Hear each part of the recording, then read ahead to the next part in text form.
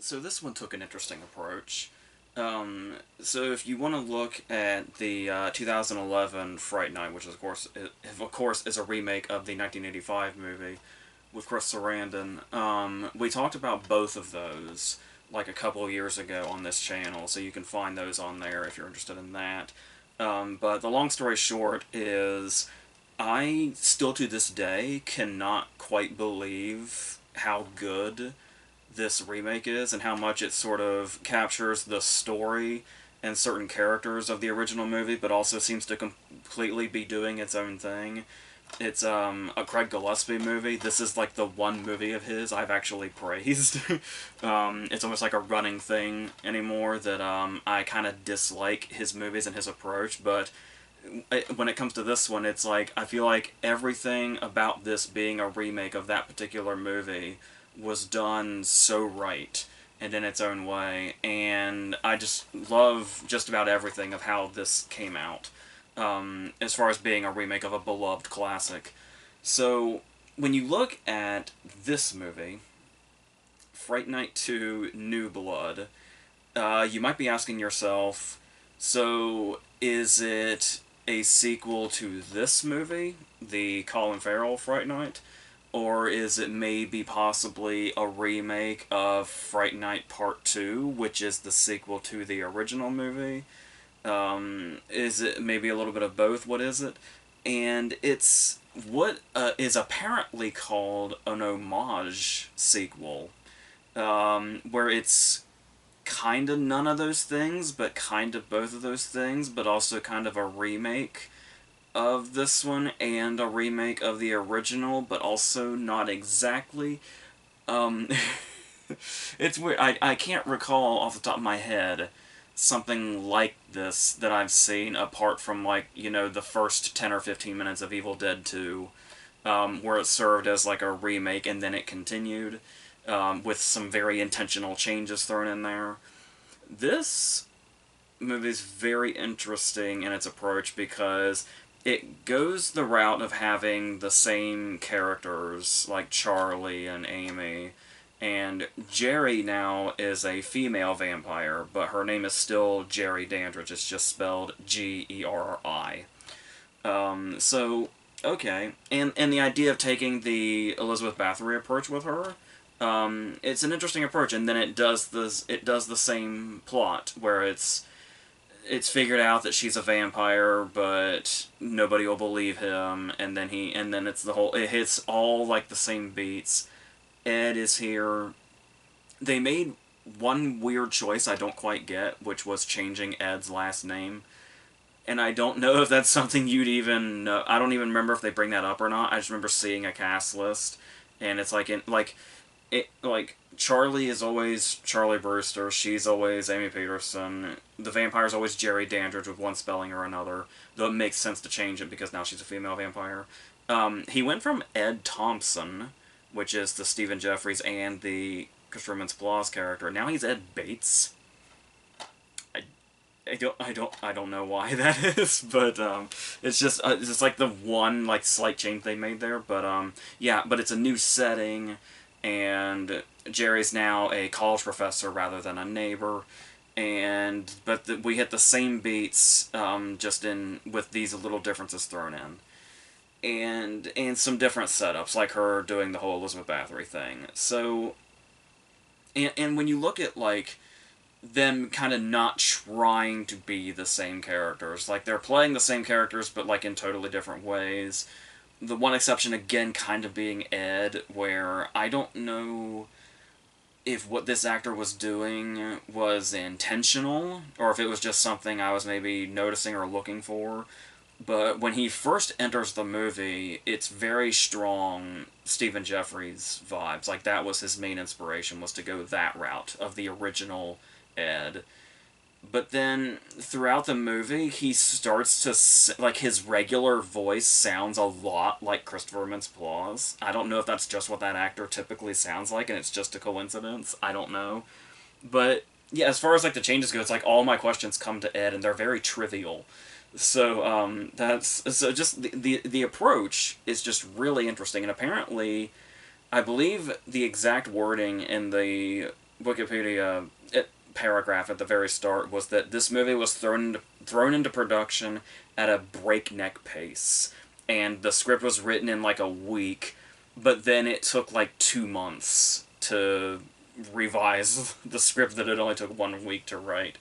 So you kind of get the sense that this is probably pretty messy, and it is, but it's got a lot of interesting things and ideas in it. It's just I don't know how much, if any, of them land.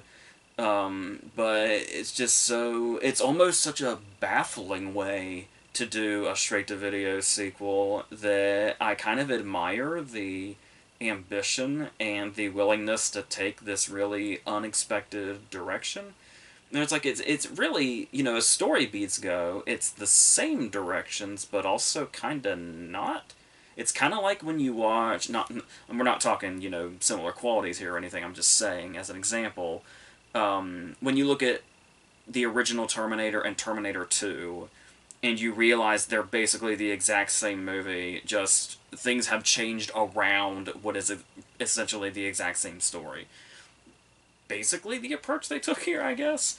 So there's that. And we have a pretty strong opening where we introduce our new threat. We don't know that it's Jerry yet, but it's at this gas station, and there's a victim there, or a soon-to-be victim, and there was the great moment in this one, the remake, when Colin Farrell's Jerry attacks like a security guard. I think it's when they're at Vincent's place, and you can see through the security camera it's just the guard being attacked because Jerry doesn't show up. And so they took that cool moment and they're like, okay, let's make that like a whole scene.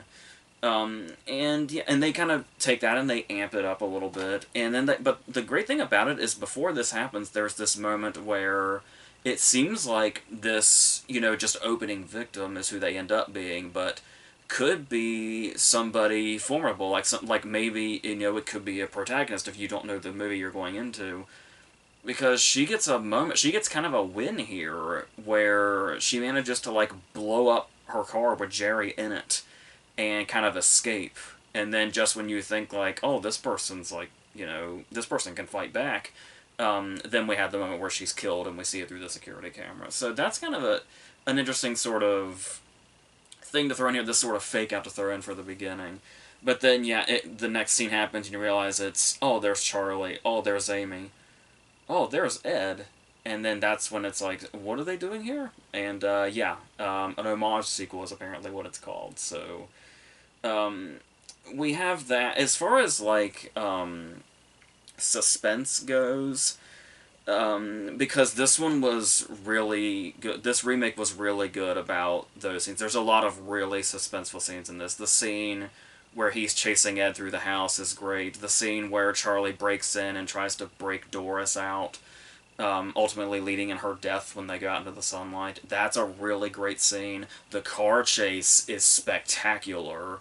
There's so many good sort of action and suspense scenes in this one. And this one can't really capture that vibe. We have the moment where Charlie's sneaking in and he witnesses something, and he witnesses basically Jerry go full Elizabeth Bathory at this point, where it's like there's no denying who she is now. It's that moment, which could have basically been the moment in the remake when he goes in to rescue Doris, or attempt to rescue Doris, where all that suspense was. But the thing about it is we're watching Jerry with this other woman, and of course, because of the setup, it makes sense that there will be nudity. But of course, since we're dealing with a straight-to-video horror sequel, they're gonna find a way to probably milk this, having a scene that would require a nude scene. And so, yeah, it does feel like it starts to focus a little more on the, it focuses more on the tits than the suspense and the idea of, oh, will Charlie make it out of this, or will Charlie get caught?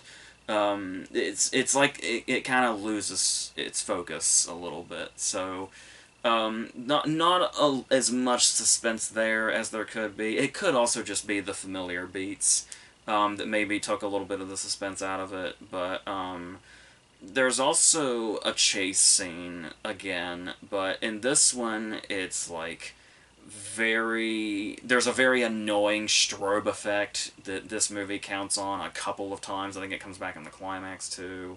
That's just a headache. Amy screaming gets very old very fast. There's a lot of like, and like just in general, there's moments of like sneaking that could be really super suspenseful, especially with a story like this. Even going back to the original setup where it's having to do things in secrecy and not get caught and all that, and almost like a voyeuristic quality to it in certain aspects, is all fantastic. But when you have this movie and they have like an overbearing score and editing and sound, like the score, the editing, and the sound are all way too ramped up during scenes that are supposed to be sort of suspenseful and a little scary, and kind of have us on edge, like, oh, will they get away with this, or what are they going to see, or whatever the scene calls for. It's all just very buried under things that are trying to do more work than is necessary. Which the original movie and this illustrate so well, that you don't have to put that much, throw that much extra stuff into it. If you just have the setup, and just let it play out, the suspense will be there. Like, it's already there for you, especially if you're doing what's basically a remake. Everything, the groundwork's already been laid for you. But yeah, so but there is one inspired sequence that's like it's an animated backstory for Jerry, and I thought that particular approach was interesting and sort of not ambitious. What's the word I'm looking for? Inspired. It was an inspired sequence there, so that was nice. It sort of reminded me a couple years later, actually, when Krampus would do something similar. That's it. If we're staying in the horror vein, obviously you might think of Kill Bill first if you think of like animated backstories in a live action movie. But as far as horror goes, this and Krampus kind of feel like they were on the same page. So there's that. Another interesting change they made, which, to their credit, feels like another pretty logical change, which is what Fright Night has changed every movie. Where it was Peter Vincent's just show, with it showed all his movies in the original movie. In this one, you had David Tennant doing the whole Las Vegas show. In this one, it's a reality show where it's like a fake ghost hunting show. So in it being a fake ghost hunting show goes perfectly in line with him not being a real vampire hunter in the original movie, which is great, and everybody thinking that David Tennant's a fraud in the remake as well. So that's not a bad way to go with that. That's something I can live with. The trouble is how much Vincent is wasted in this movie, where it feels like he's barely here, and he barely does anything. And of course, that's kind of supposed to be somewhat, like, I feel like the remake with Tennant kind of leaned into that a little more. Roddy McDowall's Peter Vincent is far and away the most useful one. But Tennant has his moments where, like when Ginger gets killed and he sees that, and that's the thing that something that kind of puts drive in him and makes him come back. This Vincent is here for some of the events, and then he ends up being cowardly, and then at the very last minute, he comes back and has his whole "Welcome to Fright Night for real," ... bitch. It's like he pulled like a Scary Terry on that. I think it's supposed to be cool, but he wasn't here for the whole climax, and now it's lame. So that's so he just kind of sweeps in to save the day at the last minute, and he's not useful, he's convenient, which is not what you want in a story like this with a character like that. So that's what we got going on there. As far as gore goes, like gore and effects, because I don't know when the last time you saw the original movie was, whoever you are watching this. The original movie's effects are still so incredibly top-notch and fantastic. And something that a lot of stuff today still can't hold a candle to, especially if you're going to do a lot of CGI, which the the remake, the 2011 movie, kind of seemed like it tried to blend it, but we did bring in a lot of CGI, especially like Farrell's face, like his vampire face, is like really not great.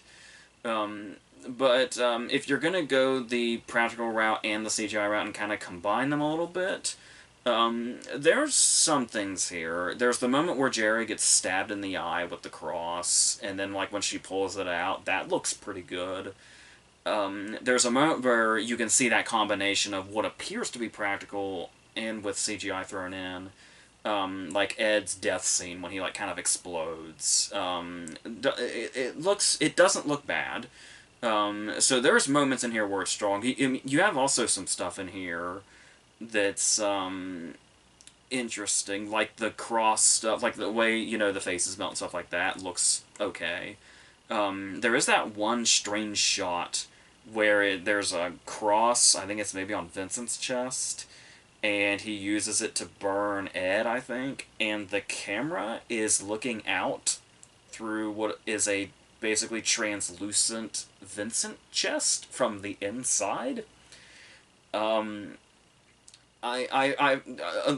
what's been brought up a lot about this movie is like ambition and inspired moments, and it's like the thing about ambition is it can really, really pay off, and sometimes it's kind of like, well, that was a choice. That was so I don't, so like you admire trying to do different things, but sometimes it's like I don't know, it's almost like it's making itself too apparent that you're going a little ambitious. Like there is maybe a little bit of a thing of too ambitious. So there's that. But you want to talk about that also. There is something that this movie seems to try to be adding that is not present in the other two movies, and where this gets complicated is normally I would think this would be a good thing to try to add this in, but I don't know if it's the way it's executed or if it just kind of doesn't belong, because I feel like the remake and the original movie kind of showed that it wasn't necessary. Like it would, like if this element I'm about to bring up was in the other two movies, it would have stuck out just as much as it sticks out here. And that is seemingly trying to add like emotion, like realistic emotion into this fantastical plot. There's a lot of crying in this movie, and I don't know completely how I feel about it. Like, after the chase scene happens and they both survive and they realize they're still alive, they're like overcome with emotion, and then at the end they're also crying. There's a point now everybody's crying. I think even Jerry's crying at one point. And I can see where it's like, oh, if somebody were to survive a situation like that, or if your best friend explodes, you're gonna break down. But these movies are so sort of the original movie, especially. Every time I watch the original movie, something I notice is how incredibly well paced it is. Like, it's about an hour 45 and it flows so smooth. It's so satisfying how smooth that movie is and how well it flows. And it's breaking that up with something like that. It really, in most circumstances, I would say, oh, you want to throw in some emotion, that'll bring like a sort of foundation to the movie, that and the characters, that could be really strong and really bring something like make you care about the characters more, which would build the suspense even more the more you care about them. But it just felt weird. It's like I don't think I need the characters in Fright Night to react realistically emotionally. So like he went like the sequel to the original Friday Night Part 2, the Tommy Lee Wallace movie, begins with Charlie going to therapy for 3 years after the original movie, and he becomes a much weaker character once he's been through therapy and he's gone through his emotions. They ignore that last moment of the original movie, and the sequel to the original movie plays it up like Ed is dead. And so they make that part of Charlie's character of he's been through like the process of like grieving and moving past it in this way, and it just that movie just didn't really match the vibes. It's not a terrible sequel, but it really didn't match the vibes. So this is kind of similar. Like you can add those things that seem like a good idea, and maybe sometimes you should just sort of. There's a reason the path is what it was. Now that is a contradictory thing for me to say because my next thing I'm gonna say is this sort of last third of this movie becomes very dull when it becomes all the beats that we know. Where we know there's going to be a confrontation with Ed, we know that Amy's going to get taken, we know that Amy is going to get turned, and then there's going to be a final fight, and he has to save Amy. And by the time you know the original movie very well, and you know the remake very well, by the time you're doing these beats again, it's starting to get old. It's starting to get, like the predictability and the this is where we do this and yeah. It's not the same as rewatching the movie. Like when you know those beats, if you're watching the original movie again, you've got those effects, you've got its flow. With this one, you've got the way it handles the action so well. This is just we're on autopilot, and it's like here's all this stuff again. And that basically takes us to the end, where I mean they cry. That's a difference, but that's pretty much what this is. This sequel slash remake slash own thing. You know what I think makes it more confusing than it needs to be is the two. Like if you just called it Fright Night New Blood, that just by itself I feel like would make much more sense. I know it seems like a small detail, but yeah, because you see Fright Night 2 and you think like, which one is that a two? Because I feel like there's a decent amount of people that may not know the original Fright Night Part 2 even exists. It doesn't have like near the popularity that the original movie does. I feel like it was a long time before I knew there was a Fright Night Part 2 to the original movie. This and I guess its mediocrity kind of buried it a little bit, but yeah, it's an interesting approach. It feels new or newer, especially when you're looking at straight to video sequels. So I can certainly admire some ambition, even if I feel like it went a little overboard with the ambition a time or two. But you know, everybody seemed game for it. The cast is going for it, I guess. But it's just it leaves you with a lot of questions. And it at the end of the day it becomes this, it completely betrays itself in all of its ambition, and it's just like, okay, now that we're on this path, we're just gonna do that. So but it's got some interesting, it's got some talking points, so as we've done. So I guess we can leave this at this. So we're going to continue doing this straight to video thing and all the other stuff you've seen. These are getting shot way out of order, so I have no idea even where we are in the schedule at this point, but there's going to be more things, and there's going to be, I know for a fact there will be another straight to video thing after the video that follows this one, so because that's the order we're going in. So yeah, and as usual, hopefully it's been fun so far and continues to be. So until the next thing, I think that's it.